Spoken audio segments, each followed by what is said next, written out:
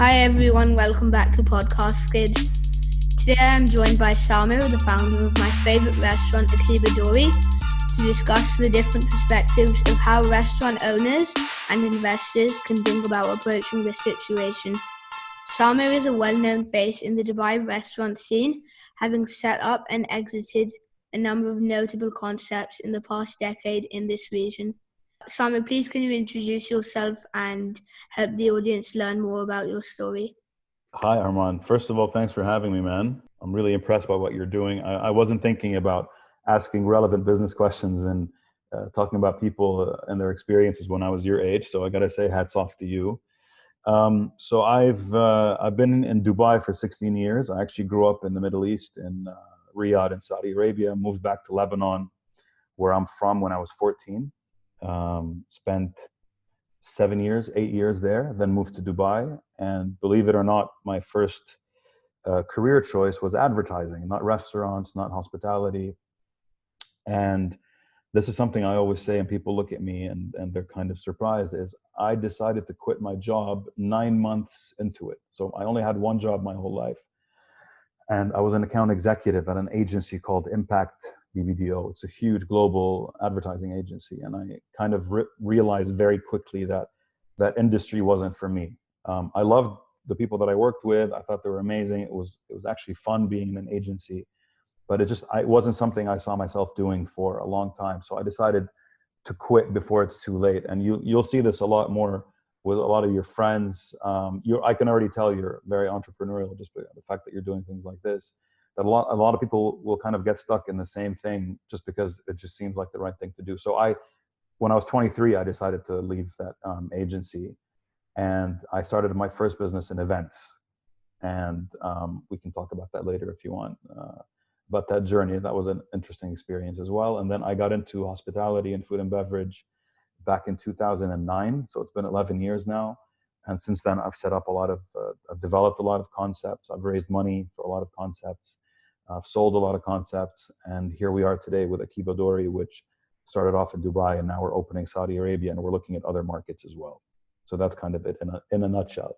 You mentioned about you quitting your job as an accountant, and yesterday, in fact, my dad was talking to me about. He was explaining to me about in change, when you change, it's tough at the start, messy in the middle, and glorious at the end. So yeah, so I that have to relates. agree with that. Yes. So for my first question, clearly lockdown was a disaster for all restaurants, as you could not have customers dine in. There was a lot of news about how online deliveries were helping soften the blow. How much of your revenue can be covered in this way, as I'm aware that you have to pay a percentage to the company that is delivering an order? So it's a very good question. There's two ways to look at that. So some restaurants are very delivery heavy from the start. So if you look at your typical fast food restaurants like McDonald's, your KFCs, your Pizza Huts, most of their revenue comes from people ordering, because that is their platform. Akiba Dori is a concept restaurant. So people have to come, check the concept out, order a drink, play in the arcades, kind of walk around. So there is a kind of a concept feel behind it. So it's not just a simple food business. So in our case, we had to transition very quickly from a dine-in model to a delivery model. So again, thinking quickly, even basic things like our Instagram account and our social media was very geared towards dine-in. So I had to reshoot the whole menu to make it look appealing for people that want to order takeout or delivery rather than come and dine in. So we were immediately highlighting the food rather than highlighting the restaurant itself. So people that managed to do what we did pivoted very quickly from a dine-in model to a delivery model. Had to do a lot of things to move very quickly to prove to people that the kitchen was safe, that the delivery was handled well, be partnered with the right delivery partner. In our case, it was Deliveroo. And also readjust your kind of social media marketing to reflect that. So some people managed to do that very successfully. Some people tried to do that very unsuccessfully, which means they probably ran out of cash and will not be able to continue their business for the time being, even with all the support they could get. So this is where it got interesting, is that suddenly we had, like you said, no footfall. So, because you go to Akiba Dori all the time, it was always like, there was always a crowd, there was always a nice vibe. So trying to recreate that in someone's house when you're not there is very difficult. So you're counting on your customer to love your brand so much or love your food so much that they will also go talk about it the same way they talk about it when they're at your restaurant. So luckily for us, our food is very good. Not luckily, we had a lot of hard work put into it. So I think we succeeded in the transition to online. Our revenue in the past was, I would say, 92% dine-in, 8% delivery, and it became 100% delivery for a full month of March. And once we reopened, we transitioned slowly back to the dine-in model, because obviously dine-in we make more money, because delivery we have to pay aggregators a substantial cut of our sales, and we didn't want to bring our prices down. And yes, like you said, COVID has been pretty catastrophic for the F&B industry. But some people, like I said, were able to pivot very fast. Some people don't really have a delivery concept or a delivery brand, or not prepared, and they suffered very much. So we were one of the few, I'd say, lucky ones that managed to survive and kind of get through the first difficult period, assuming there's no second one. Yeah, I was when you had fully switched to delivery, I was ordering delivery, but there was still most of the food. But usually when I go, I order edamame, which I really enjoy, especially at Akiba, and I order fried rice and the ice cream pizza at the end, and then yeah. So I think this when Akiba switched, it was still really good, but like you said, you couldn't have you couldn't have everything the same. Yeah, couldn't have the full experience. It's not the same. Yeah. The first restaurant I went to when Dubai reopened to children under 12 was Akiba. And I must say, apart from fewer tables than normal due to social distancing, it felt really busy. What other safety measures has Akiba had to put in place to make your customer feel comfortable while dining in? Okay, so obviously we work with Dubai municipality and the health authority specifically when it comes to restaurants in general. So in any restaurant in Dubai, you have to have a PIC, a person in charge, who goes to DM training sessions. We actually have to pay money to do these things.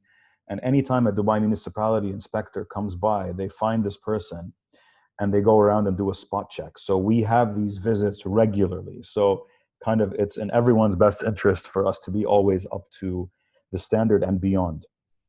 So the first thing we had to do was kind of put a disinfection budget together. So we hired a company that's sanctioned by Dubai municipality to come in twice a week, and they do a full fogging of the restaurant and the kitchen, obviously after we've closed, so there's no people in there. And I made this joke the other day that, you have a marketing budget, now you have a disinfection budget. So this is something I think all restaurants will have to consider, that there will be a cost implication with the kind of COVID,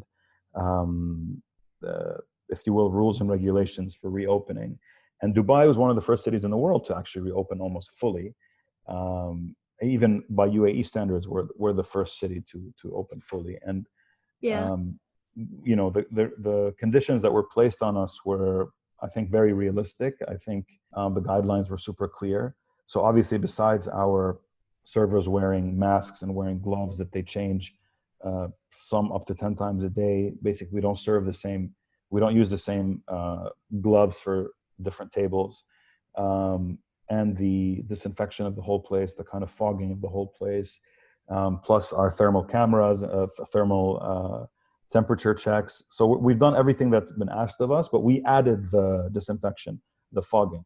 They didn't actually ask us to have a company come in and disinfect the whole place. This is something we did on our own.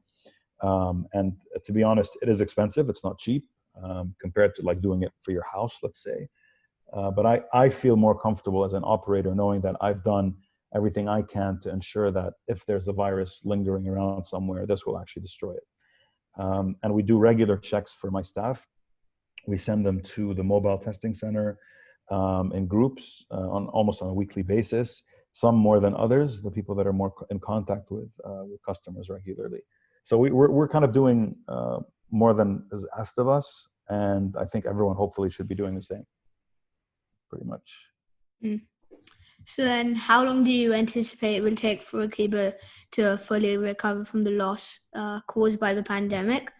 And what have the authorities in the UAE done to help, given how important the restaurant industry is to Dubai? Has enough been done here? Well, a lot of announcements have been made, I'll put it that way. And you probably know the banks were given a ridiculous amount of money to give out to small and medium enterprises, micro business loans, et cetera. We didn't apply for this. I don't believe in taking loans to fund an operation. The operation should be self-sustaining. So in terms of support that we've gotten from the government, a lot of government fees have been cut, which is great. That helps quite substantially. A lot of the, if I want to say, the marketing power of the Dubai government, specifically Dubai Tourism, they've chosen Akiba Dori as one of the restaurants that they kind of always feature. So we got a lot of support from them during the lockdown, focusing on our delivery. They were always posting that we delivered. They put us in a couple of campaigns. And in fact, we just shot a campaign last week about the reopening of Dubai. And I kind of talked through what's happening in Akiba Dori and talked about the business in general. About your question with how long will it take for us to recover, I don't think we know yet, for the simple reason that, yes, Dubai is reopening, but it's still too early to tell what the real impact of COVID was on the industry. My view on it, and this might be a little bit harsh, but this is unfortunately the reality of business, and people, I feel, sugarcoat a lot of things. They worry someone might get upset or people might get their feelings hurt, but money doesn't have feelings, right? So at the end of the day, we have to think about the things that way. And Dubai has double the number of restaurants as Manhattan, New York.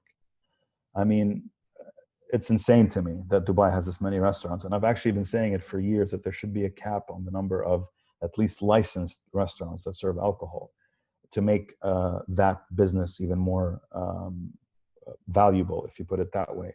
So when we have more restaurants than Manhattan, New York, there's a problem, considering how small our population is compared to, that island, let's put it that way. It has maybe 5 times the population or 4 times the population on any given day. I'm talking about working population, not necessarily living, because a lot of people work in Dubai but don't live in Dubai, right?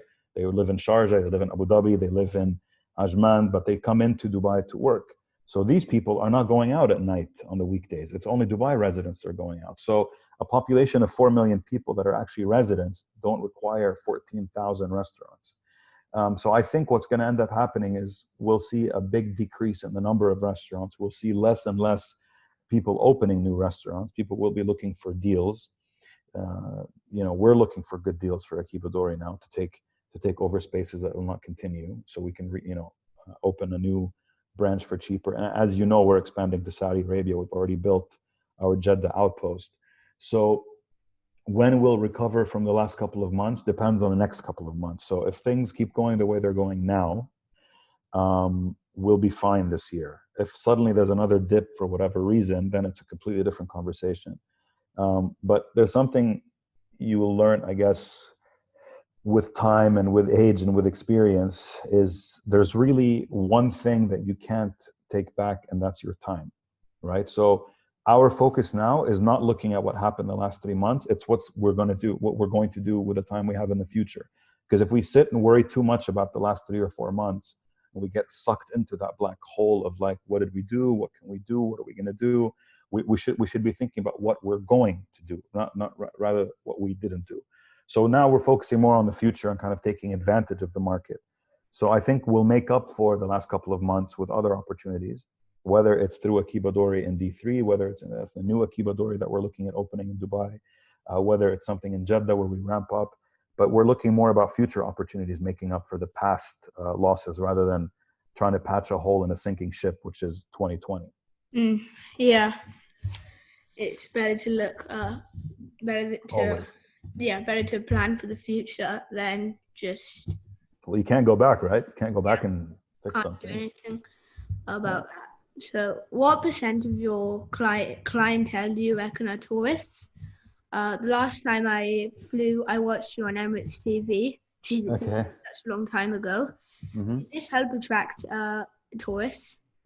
Okay, so the great thing about doing that with Emirates is we actually got to track the number of tourists that came to Akiba Dori through Emirates. So by being kind of it's called the Dubai Experience Partnership. So when you book through Emirates, you'll have the option of actually booking Akiba Dori and other restaurants and other experiences. So if you're a tourist flying to Dubai, you might book a big bus tour, you might book a safari, you might book a desert experience, and you'll be able to also book dinner or lunch at Akiba Dori. So we got hundreds of people, tourists that were flying through and had a night or two, and they came to Akiba Dori because they either saw our music channel, or they saw my interview, or they saw one of the many videos that were shot in Akiba Dori by Emirates that they actually um, play on the airplanes, and they play in different destinations, and some of them even ended up on YouTube. So we did get quite a bit. I imagine you did. Yes. Sorry, those are my dogs. And let me just mute my audio for a second. I'm sure you can cut this or keep it, no problem. What dog do you have? I have two Japanese Spitz dogs, Shiba Inus. They're a Basel breed, so they're pretty ancient. Pretty ancient. I have a cockapoo. Okay. It's a mix of a cocker spaniel and a poodle. Yeah. I know the breed. Yeah, dogs are amazing, man. They're yeah. Cool. So Samu, Stereo Arcade was full of arcade machines, and there was a couple at Akiba. Were you a gamer when you were younger? Do you play Fortnite? If so, can I challenge you to a 1v1? Winner gets a free meal at Akiba. Okay, so yes, Stereo Arcade did have an arcade right in the middle. Akiba Dori does have arcades. I grew up on the Atari 2600. I've had every Nintendo console, including the Virtual Boy, which most people don't even know existed. I was never a Sega guy. I don't know if you even know Sega, but it was a Sega Nintendo rivalry, just like you have Nintendo, Sony, and Microsoft now. I've owned every PlayStation since the PlayStation 2. And let's put it this way, I'm still a gamer until now. I'm an Xbox person.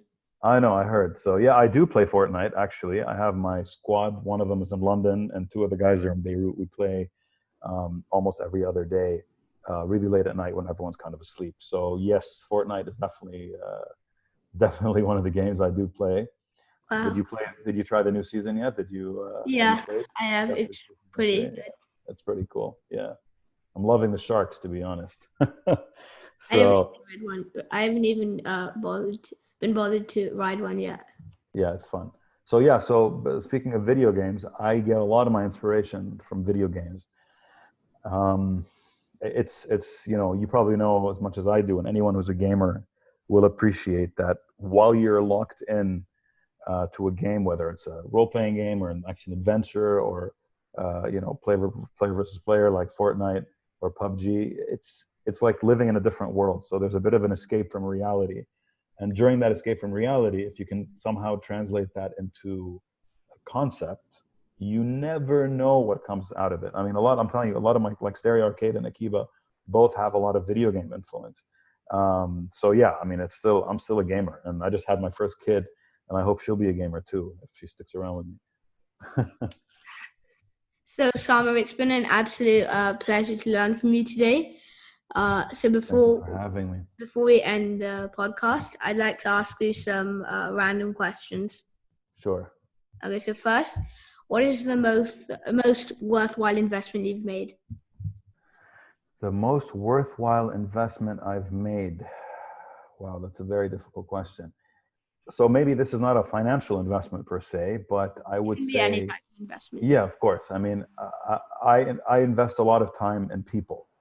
And there are some people that started working with me years and years and years ago. And I thought, if something ever happened to me, these guys could run the business, and kind of investing my time in helping them grow to their potential. I'm seeing the results now, and I'm very proud of them. And I'm glad that's something that I put energy and time into.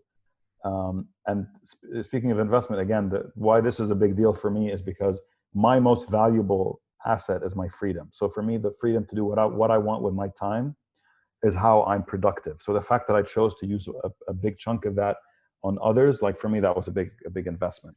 It's a few people have come on the show actually talk about the time they've invested into a particular thing. Okay, good. So what is Well, yeah, there you go.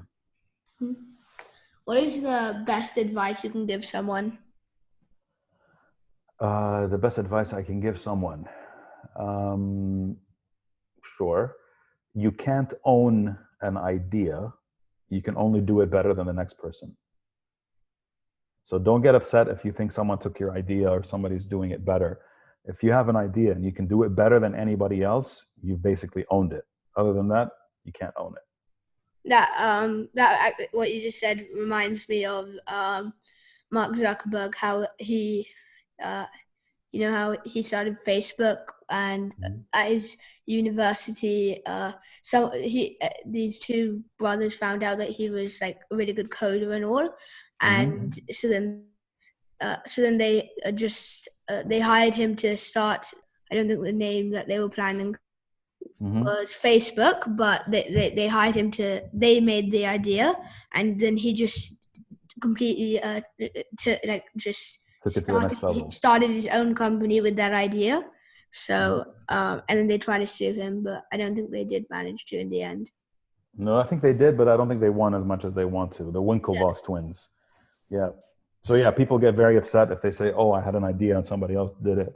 Yeah, I mean, you can't own it. It's an idea. It's kind of people can have the same exact idea. Just one person executes it better than the other. So who have you learned most from? Who have I learned the most from? I'd say my mom and my dad, but my mom because she was very entrepreneurial and she set up an ad agency in Saudi Arabia when women didn't have businesses. So she set up one of the first all women's or a female-led company in Saudi. So I learned a lot from her, like her persistence and her kind of stubbornness in business. And from my dad, he's super corporate and very like clean and clinical. I learned to have a bit of corporate in my brain, if you will. I try not to be too corporate. But I say my parents had the biggest influence on me in terms of like learning in general. And believe it or not, I would say the third person is not really a person. It's more like an entity, is the school that I went to in Saudi Arabia. It kind of shaped my brain in terms of how I saw the world. And that really did end up affecting a lot of things that I've done. So yeah, a combination of the three. Then what book have you gifted or recommended the most, and why? The book I've recommended the most is a book called Sapiens, because I think everyone should kind of get a bit more in touch with how we came to be as a human race. Maybe people will see, we all came from the same origin, and they wouldn't feel so entitled, and maybe that'll kill racism in the future. So Sapiens is the book I would say is definitely one of the greatest books out there for me personally. From a business perspective, I would say Shoe Dog by Nike's founder, Phil. So that's another one. But Sapiens and Shoe Dog, these two, always recommended. Sapiens, my dad read that, and that's apparently Bill Gates' favorite book. And Shoe Dog, I just finished Shoe Dog. Oh, there you go. Fantastic. How great is that, huh?